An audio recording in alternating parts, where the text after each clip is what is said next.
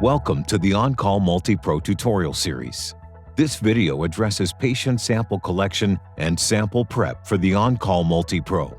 Using improper technique during sample collection can have an impact on test results, so it's important to familiarize yourself with the procedures and tips demonstrated in this video.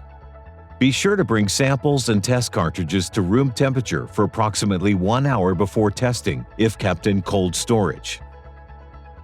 Test materials must be between 15 and 32 degrees Celsius prior to use. To begin the sample collection and prep, remove the capillary device from a new test cartridge.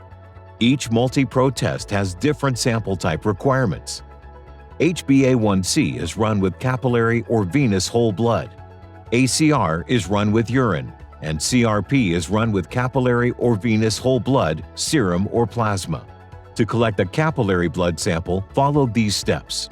Improve the blood circulation in the patient's finger by running the hand under lukewarm water for a few minutes and then massaging the hand and finger with a downward motion. Place the hand below the level of the heart when collecting blood. Use a 30-gauge safety lancet for the finger stick. For elderly patients and those with callous fingers, use a 26-gauge instead. Make sure to wipe the puncture site with an alcohol swab and allow the site to air dry. Then puncture the side of the middle or ring finger and gently massage and squeeze the entire finger to obtain a drop of blood. Wipe away the first drop of blood with gauze. Without milking the finger, continue to massage and squeeze the finger in 1-second intervals to obtain another drop of blood. Directly touch the capillary tip to the second drop of blood to collect the sample. Keep the glass capillary in contact with the patient sample for another 2 seconds after filling the capillary to ensure it is full. Insert the capillary device into the test cartridge vertically and slowly. Avoid scratching the inner wall of the test cartridge with the capillary tip. To prepare a venous blood sample for testing, gently mix the blood sample in the collection tube. Open the collection tube and touch the capillary tip to the inner side of the tube cap or to a drop of blood on a clean, hydrophobic surface. Keep the glass capillary in contact with the patient's sample for another 2 seconds after filling the capillary to ensure it is full. Insert the capillary device into the test cartridge vertically and slowly. Avoid scratching the inner wall of the test cartridge with the capillary tip. To prepare a serum or plasma sample, start by touching the capillary tip to the serum or plasma in the collection tube or a drop of sample on a clean, hydrophobic surface. Make sure to not submerge the capillary device into the collection tube. The outer wall of the capillary device and its capillary should not be stained with the sample.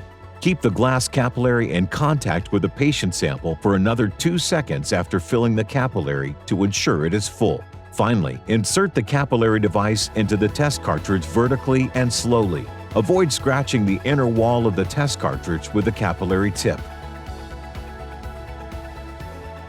To prepare a urine sample for testing, gently swirl the urine in a sealed cup and avoid creating bubbles. Touch the capillary tip to the urine in the cup or to a drop of urine on a clean, hydrophobic surface. Do not submerge the capillary device in the collection cup. The outer wall of the capillary device and its capillary should not be stained with the sample. Keep the glass capillary in contact with the patient sample for another 2 seconds after filling the capillary to ensure it is full. Insert the capillary device into the test cartridge vertically and slowly. Avoid scratching the inner wall of the test cartridge with the capillary tip.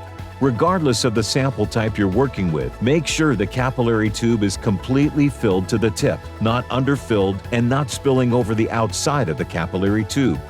If excess sample is on the capillary tube, you can use a lint-free tissue to carefully wipe the outside of the capillary. Avoid touching the tip of the capillary tube with the lint-free tissue, as it will draw some of the sample out of the capillary tube. Also, be sure to visually inspect the glass capillary tube to ensure there are no bubbles. If bubbles are present, discard the capillary device and repeat the procedure with a new capillary device. Finally, whenever you're handling the test cartridge, do not touch the circular optical window of the test cartridge.